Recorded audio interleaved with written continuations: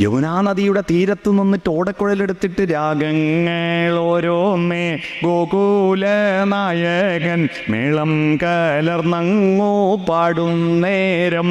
പെട്ടെന്ന് പാട്ടങ്ങ് നിർത്തി.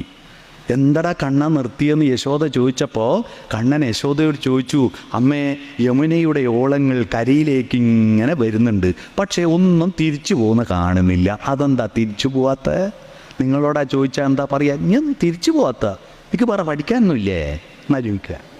എന്നാൽ ആ യശോദ പറഞ്ഞു കൊടുത്തത്, നിന്റെ ഓടക്കുഴൽ വിളി കേട്ടിട്ട് തിരിച്ചു പോകാൻ കഴിയുന്നില്ല കണ്ണാ.